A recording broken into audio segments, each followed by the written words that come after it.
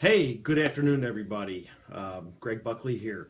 And thanks for joining us today on this special edition of Drive Safe, Drive Smart.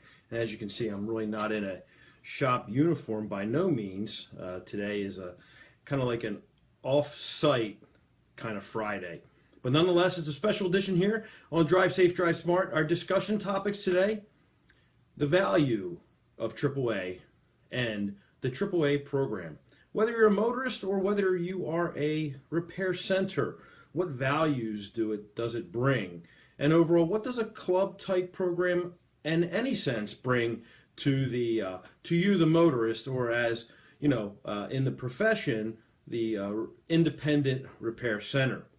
Now, this is an open discussion and an open forum, meaning that anyone from around the globe can participate in this conversation. And as I say, it is a conversation. Our job today, our role today, is to discuss the situations, pros and cons of AAA and the clubs that are like AAA, and how they relate to the value to the motorists and also again to the independent repair. So everyone who comes in, please sign in, have your comments known, talk about it. Let's discuss this. This is a big situation that's going on here locally and actually nationally through the AAA repair network. So I will help facilitate some of the questions, hopefully answer some of the things that are being presented, and go over some of the issues that are at stake as we see them from a repair center side. And also, hey, I'm a AAA member, and I'm discussing AAA values that I see right here and what I don't see as a repair center. So again, this is an open discussion. And we have with us so far Steve Powell, Bob Bowers, Ted Wolfer, Wallace Longstride. Welcome, guys. Billy Hillmuth. And we appreciate Billy Hillmuth from Certified Automotive, 30 years AAA approved shop, and also the president of the WMDA CAR down in Maryland, Washington, and Delaware. A strong group of independent repair facilities that are feeling a little disheartened and from the AAA situation. So again, let's get into some conversations on what is going on with us here from the independent side, and also any motorists out there, please join in. Bob Bowers, you're welcome to put your comments in as much as anybody else. Todd Matthews, Westerland, they're from the West Coast, Kukui. Thanks for joining us. The one and only Frank Butkus-Loitz from Desert Car Care in Arizona. Wonderful to see you, Frank. Great show on Wrench Nation. Glad we could open that up. Rock on, guy. Love to hear that Delaware Destroyers. That was super.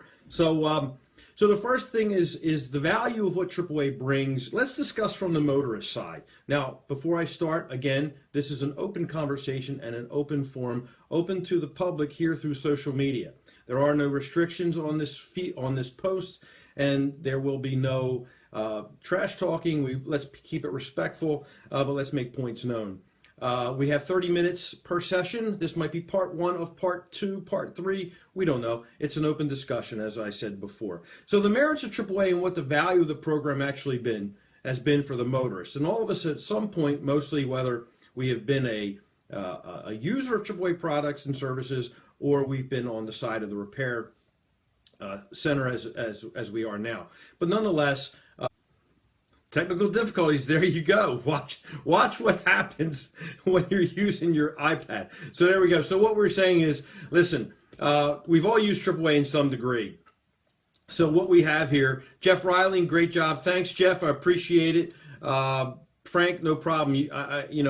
We're out there, brother. We're out there. Monica, thanks for joining us, Monica. My niece, Steve Powell, keeps going. Craig's Car Care, thanks for jumping in.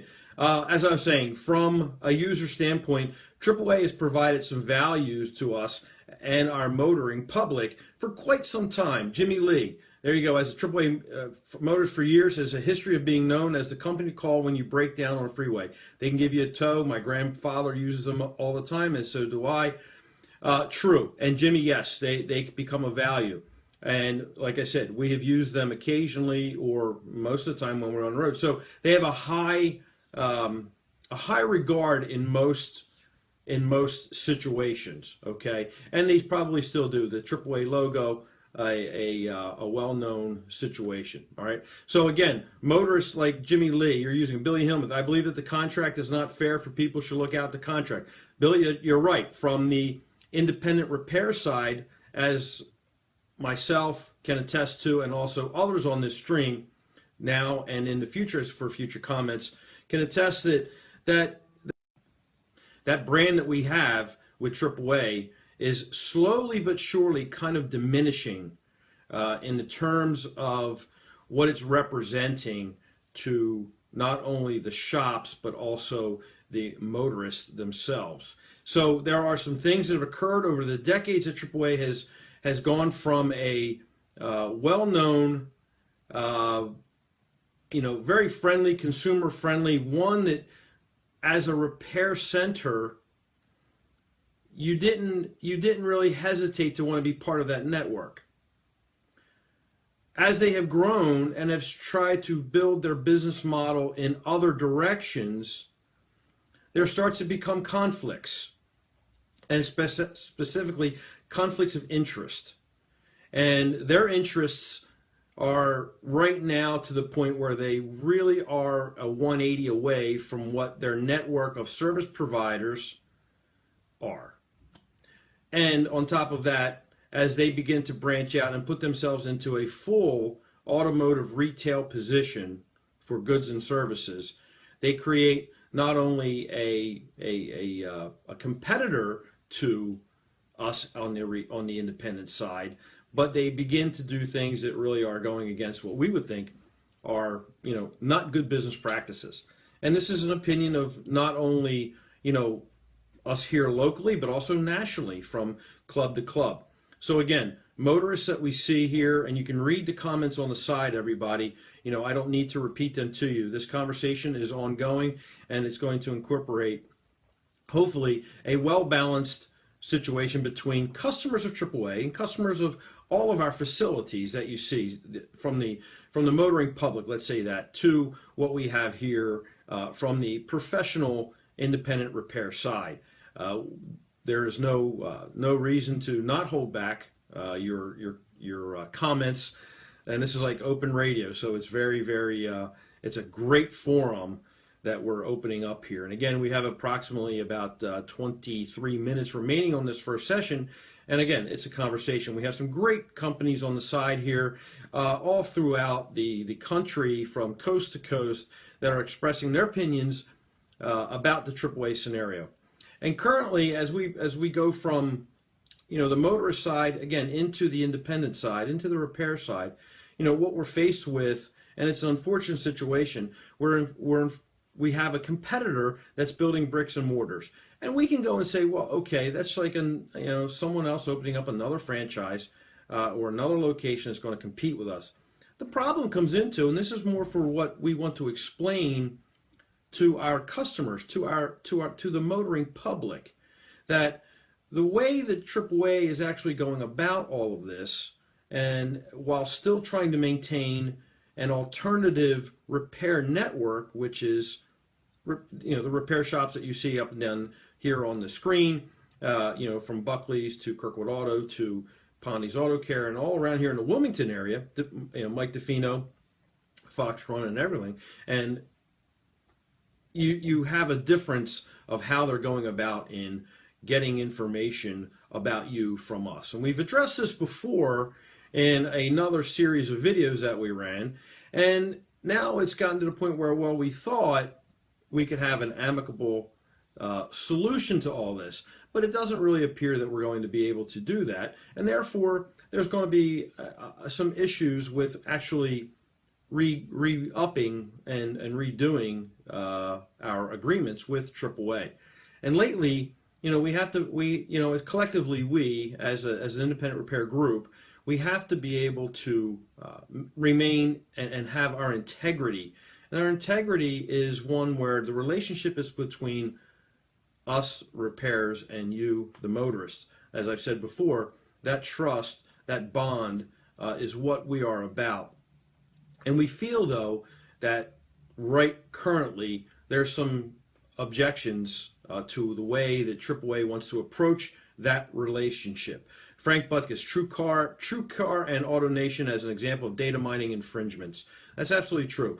And to the motorists that are out there, some of the things that AAA is asking us as independent repair facilities and anyone that probably may deal with the affiliate situation that AAA is putting themselves into has to release, it's mandatory that we or that company has to release certain amounts of information that really do put not only a profile of you, but actually some very hardcore numbers, business numbers, coming from us. And that is where the line has to be drawn. It's one thing that, to ask a AAA member to give up the information, your home, your address, car, all that stuff. When you sign up to be a AAA member, there's clauses that will tell you of the information that's going to be shared on your behalf. Notice I didn't say the other word with S. I said share, right? Because it's in the agreements. From our side, we are going to be forced to share more information than you could possibly imagine. And in the contract, that clearly states what that information is going to be. And it's quite extensive. In fact, I cannot recall any company that I've ever had to deal with or desired to be part of that requested that type of information on my clients and on my business. It's actually an infringement that I feel. But that's a personal opinion from Greg Buckley. And I think my other guests, most of them can see the same thing.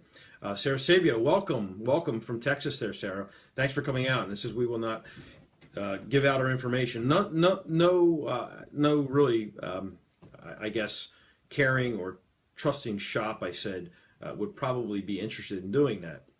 But again, everybody being independent on their own can certainly do what they want to do. This is by no means a forum to dictate how anyone's business is to be ran. The independent person runs it as they see fit. Same with you, the motorists out there. AAA can provide many benefits, and many discounts, which we all probably take advantage of. And that is a very comforting situation to a lot. They're there when you think you need us, when they need you, when they need them in case of breakdown. They do contain some assets. However, the way that we feel is that those practices will begin to erode the value and the trust that we have with that system. And Frank continues to bring up great points. More than ever, knowingly or unknowingly, consumers dismantle personal data in daily activities, credit and debit card transactions, everything. And Frank is right. In today's world, we freely give up more information than what we actually know, or we trade it off in ways that we find comforting. Like here we are on Facebook Live and everybody has their name attached to it. So Facebook is actually collecting the data that, hey, that everybody's here at this time, this date, this person is giving the interview, what's their profile. It's very strong. And as a society, we've adapted to that, or I should say we've adopted that type of situation. However, one of the key things that's really important in any information collection systems, whether it's credit or let's say it's from Carfax or anything like that, that they claim that they take unidentifiable information. That makes it sound like it's plain vanilla and nothing's going to happen to it. Well, the thing that they do is they'll take pieces of information from one directory or from one source and another, and they'll match it up based on a common denominator. So in our world, in the motoring, in the auto repair side, your VIN code, this goes out to you, the motorist, your VIN code is sort of like your social security number. It identifies the vehicle from any database that it comes from the manufacturer to the state of registration and all points in between. So if that information is to be released, that VIN code, your vehicle social security number, pretty much travels and will be recorded at each point in the data set. And it's a simple matter of saying, well, if let's say one company wants to buy one set of data, they can go and buy another set of data and match the two together, and then they start to build a profile out on us or the vehicle. So what's going on is that this is one of the areas that they wish that all groups, in my opinion, want to start to harvest from our data, which means that anytime a customer would be willing to, or wants to come in and do service under the AAA contract, the latest AAA contract, these data points will be recorded and demanded to be uploaded and brought to AAA, meaning that everything from the time you've been here to how much you spent to all of the parts that you purchased and where you got them from and where we got them from and how much we paid and all that good stuff. Well, it's not really good stuff. Let me back up on that one. So this is where some of the infringements start to come in. Scott Castor, welcome to the open conversation here about AAA. We have approximately 15 minutes left on this one session. And thanks for joining us, Scott. I know Scott is a really good shop owner, and he's commenting, our customers' confidentiality is very important. Absolutely. Step one. Frank goes into step one. Take your client database and form a legal trust to protect this. That's good advice for shops if you want to circumvent these instances of where data mining is occurring. A good strategy is to put them in a trust fund. Let the trust be the, I guess, the executor of the data that people wish. So they have to go through another level in order to mine it, if that's the case. However, it goes back to simple premises where I explained on the first one. We are here to help you maintain a safe, reliable vehicle. Your family, you, and everyone that rides in that vehicle, it's our responsibility to make sure that you arrive safely, on time, and in a vehicle that is reliable. Outside of that, we're not here to harvest your information. We're not here to share it or sell it or do anything of that nature in order to break that trust. Our values aren't built that way. And when we run into a situation where, again, we have companies, and I just won't single out AAA. There's others out there that, I'm personally not comfortable with that will do the same kind of do the same thing. However, we're focused today. We're talking about the AAA thing. And Doug Whiteman, thanks for joining us, Doug. I appreciate it. Again, Dave Bankston, hey, welcome, Dave. How things out west there for you, buddy? You and Frank are in that area right there. Good old AZ. Again, we're trying to explain where the value is with AAA. Personally speaking and business-wise, my feelings are that it is an overbearing contract that I'm not comfortable with, and more than likely I will not be renewing. Tom Francisconi, welcome. Thanks. Tom's an avid listener here of Drive Safe, Drive Smart. Good to have you again, Tom. Thanks again. Your opinions would be really helpful, Tom. Being a motorist in general, you have fleets on your own. The value of what AAA holds for you as a motorist, and what we're explaining is, again, what AAA is asking us as independents to release information to. So chime in anytime you want. Frank is just chattering away right there. Read his information. It's excellent right now. Tom, I know you're commenting. Thanks, Greg. Hey, no problem, bud. I appreciate it. Tom, what AAA is asking us to do is that any repair shop that you would enter that is AAA approved, there's a lot of information that we have to, and we do. It's mandatory that we give away. So, where you have been, what time you were there, what you purchased, how long, all of those elements are being asked for us to give up. And we feel that's an invasion of your privacy. Tom, it would be no different than you, wherever you practiced your plumbing or HVAC situation. Every time you walked in a home, what would you be required to give away? How big was the home? What room did you work in? How long were you there? What parts did you buy? How long did it take you to put it in? What refrigerant did they have any silverware on the counter? What kind of this? What kind of that? Those elements, Tom, is what we're being asked to relinquish. And I use that as a comparison to what you in your profession might be doing. So it's a very uncomfortable situation for us to be doing and giving away this information. Ken Kwasny, it's an invasion of repair shop's privacy by asking costs of goods. It absolutely is. Very good point, Ken. And we can segue into that. We have about 11 minutes left on this first session here. So Tom, going back to Tom, I hope you understand where we are at in our profession and what could possibly be a harbinger of what is expected from, say, your profession. So it's something to consider. Wallace, welcome back again, buddy. Appreciate it. Ken Quasi, I want to say thank you for stepping up. Ken, you've got a great voice, great shop, and thanks for being on board with us today.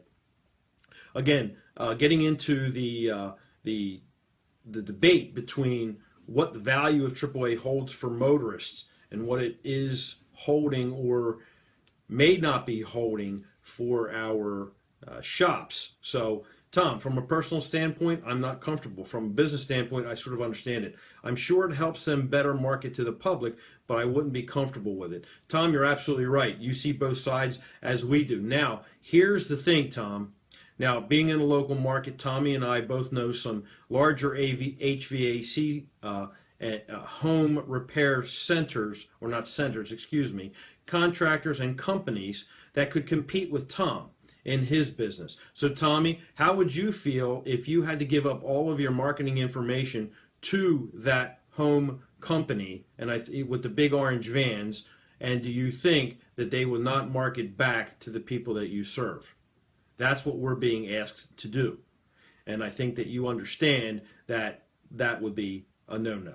So, again, with AAA opening up repair centers in our immediate area, we are looking at giving up information to give to AAA to market to customers and to collect data that profiles what the marketing area is doing. Price-wise, cost, all of that goes into a model that I have to believe that they will utilize to the best of their advantage and an advantage over us. And clearly, you know, this type of situation is really unfair. It really is unfair. So, Tom, glad you said, you're right, buddy. That's exactly what we're going on. So, Athena Wolfer, as a consumer, very eye-opening. Thanks for doing it. Athena, thank you. You and Ted are great. Enjoy having you as customers, but it's important. Everybody you see on the stream has customers of their own that we're trying to get this message out. So, and it's kind of odd that we're fighting on behalf of the motorists, of our customers, and at the same time, this odd kind of desire to have AAA understand this so that the relationships don't have to be broken up. But unfortunately, we feel that that's not the case any longer. That, you know, the boundaries have been broken, and we thought that there might have been a sliver of hope to actually kind of correct a ship, but it's not going that way. And the folks that you see on the side panel, Brian Davey, welcome, my friend. How are you? Hope things are well. We are in the discussion of AAA and the values that they present for the motorists and also the public. We have about 7 minutes left on this session, and if we have to continue, we'll have to give ourselves a 15-minute break, and we can go into session 2.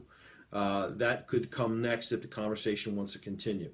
But let's go with Ken Quasney. Ken, don't have to be AAA to affect your shop. You really don't be. Ken is not AAA, and as independents, we can set our own values and compare our discounts to others or offer the same discount levels that any one of our customers would get from AAA in that program. So there you go. We can equal anything we want if need be. So again, Stephen Powell had hoped the AAA person we know that would be watching would speak up. Well, Steve, I don't know if they would want to join the conversation because here on Facebook it's pretty good. You have to show your name, and you can't get away from that. And some people just aren't that brave to post here. Now, I'm sure that this is going to spread all over. I hope it's shared. We haven't got a lot of our West Coast guys in here yet. We've got a few of them coming in.